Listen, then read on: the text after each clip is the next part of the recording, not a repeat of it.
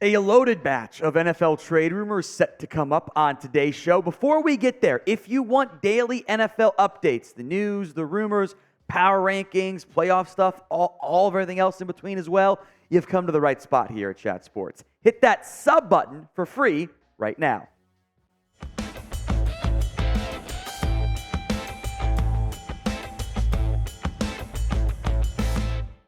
Let's begin out in Denver because a ton of the NFL trade rumors that exist right now are focused on the Broncos, and understandably so. They're bad, it's a new head coach, and they're going to make some changes, I suspect, here in the next 2-ish weeks. Jerry Jeudy is one of the bigger names that Denver could end up trading. He has disappointed, at least a little bit, as a former first-round pick, and there is trade interest here. Now, he's due the prorated amount of $2.68 million, so $1.5 million basically for the final 10-ish, whatever it would be, weeks of the season, maybe 9 weeks. But $13 million next year, and that's an issue for teams because he hasn't lived up to expectations involved there. Now, among the many ideas and rumors and theories out there, there's this one from ESPN, one of their insider articles earlier today.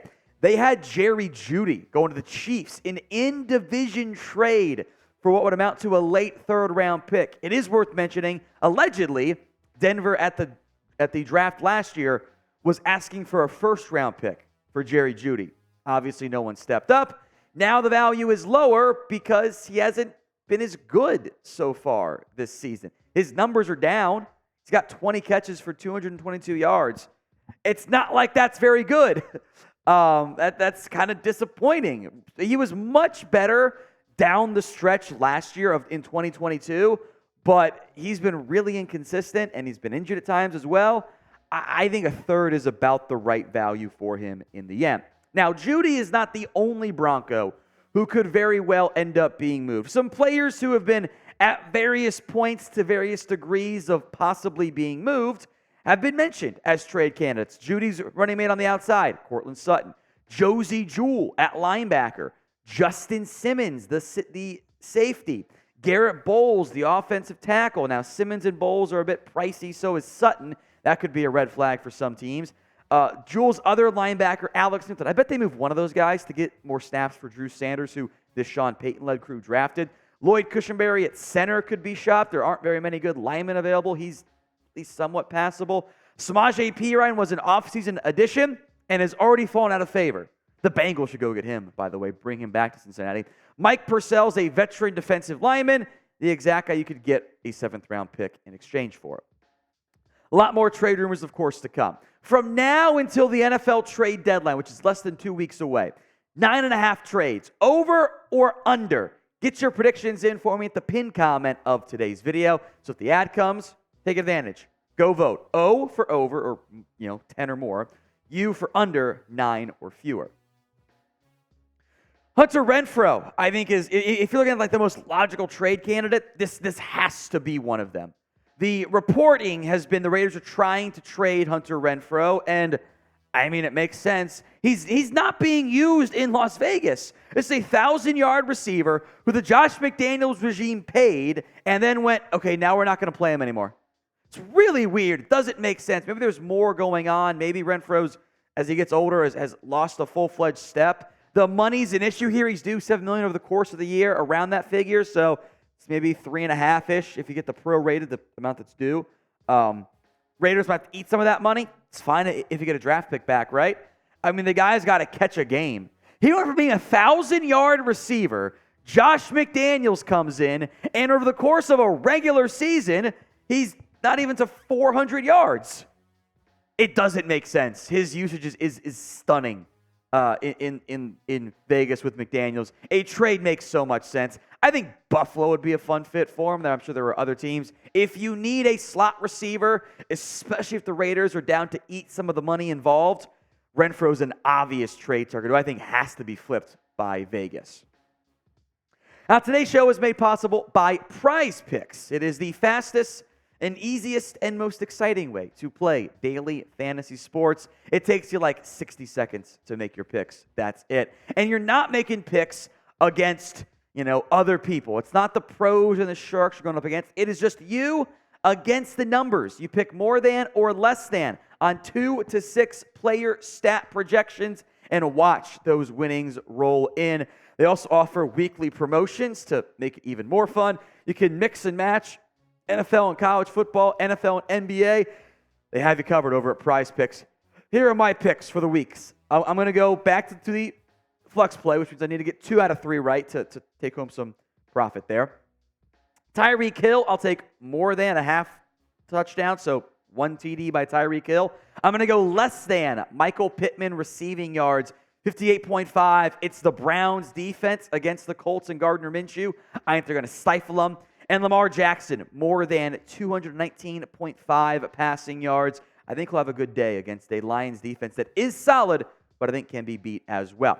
Go to prizepicks.com/CLNS and use code CLNS for a first deposit match up to $100. The link will be in the comments and the description of today's show.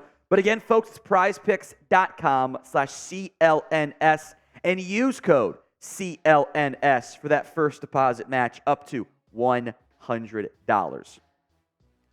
There's a name you might not have expected to be on the list. Dalvin Cook. ESPN reports teams are curious to see if the Jets are going to potentially shop Dalvin Cook at this year's NFL trade deadline. I think it might happen. I would be surprised if Dalvin Cook got traded for a couple reasons. A, there wasn't that much interest in him before he signed, and the teams that were linked, the Dolphins, do not need a back. They'll get Devon Achane back soon. The Broncos are not going to go trade for somebody. And Dalvin Cook has played poorly and is due the prorated amount, whatever the money's left, divided by 17, of $17 million. So you're staring down $3.5-4 million, somewhere in that range, for a guy that's averaging under 3 yards a carry. I tried to warn you guys. The signs of regression were there for Dalvin Cook.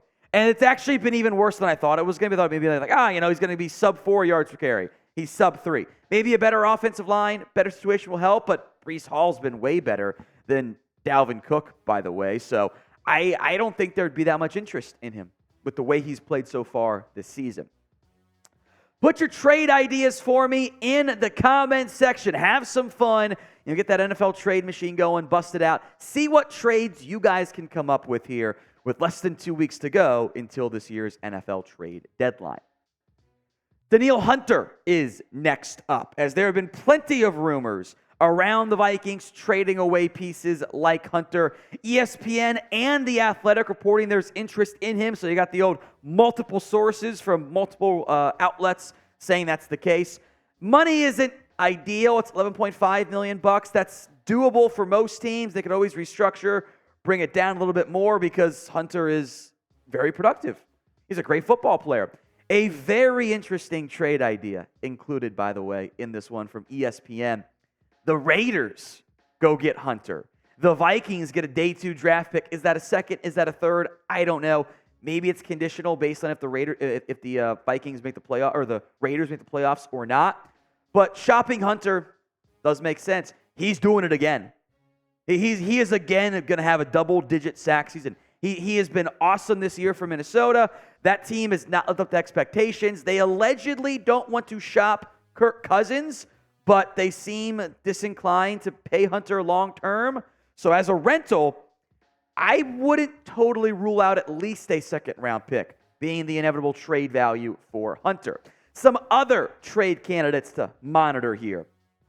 KJ Osborne, this was mentioned by The Athletic, all 3 guys here. Osborne, Harrison Smith were the 3 names mentioned by Minnesota including Hunter, I should say. Veteran players, I don't know if they'll go full fire sale. By the way, if they trade Hunter or they trade a guy like Harrison Smith, just trade away Kirk. Just move on. Bottom out. Don't bother bringing back Justin Jefferson and tank for the season. So will the Vikings end up selling key pieces? Y for yes, N for no. Go vote for me. Where else but the comments section? To another struggling football team, the Carolina Panthers. Brian Burns. Look, the Panthers are winless. They need draft capital. They probably need to go find a wide receiver to help out Bryce Young. They have a new play caller in Thomas Brown now. Burns is a player who wants big-time money at edge, and the Panthers have yet to pay him. They have the franchise tag option. I bet they keep him, barring a massive offer. It would be at least a first-round pick involved there. But it's a little weird for the Panthers to say, we will trade DJ Moore over Brian Burns, over Derek Brown, because we think it's easier to find a wide receiver and then not pay your edge rusher. That's kind of a weird status that they've been at so far for Carolina. But he's productive. He's a consistent around double-digit sack guy, and those guys get paid. Allegedly, it's like 20, on the top of my head, it's like 22 is what the Panthers offered, and Burns was like 27 or somewhere in that $5 million gap range. That's a lot of money. The only way I think Burns gets moved is if Carolina gets a first-round pick back. I think it's the only way. So will a first-round pick end up being get traded this year? 1 for yes, 2 for no, nothing more than a second ends up getting moved. Sound off in the comments section. Another player to monitor, this one maybe is more likely. Jeremy Chinn's kind of fallen out of favor in Carolina, which I think he still has some value, but he's played, I have my notes here, 28 snaps the past 2 weeks on defense. That's backup stuff, and he's not been that great in coverage. He kind of never was. I don't know if this new regime is maximizing his skill set maybe as well as they probably should. But Chinn so far in coverage this year has not been the best piece. He's been targeted in total 11 times in coverage this year. He's allowed 9 of them, 104 yards, 1 pass breakup, no interception, 1 touchdown. Hasn't been good enough so far. But I think there is value there. I think a team like maybe Philadelphia, who is just ravaged by injuries at safety, it's always a spot of concern for them. They could make a lot of sense for a potential Jeremy Chinn trade. Let's go to Desmond King here. Look, the Steelers, the report is they will cut or trade King. I think I know what's going to happen. Desmond King has played 1 snap on defense for the Pittsburgh Steelers so far this season. Their quarterback room was already not very good. King has been cut once by the Texans in the preseason. There's really no reason to trade for Desmond King. He's going to be cut. He's not playing. I don't think he is the same guy he was back at his peak with the Chargers. A player by the NFL was never liked as much as I think fans and media did. He was the contracts he got were never very good. It's always a sign that the NFL does not view him as highly. So just wait. Don't trade for King. He'll get cut.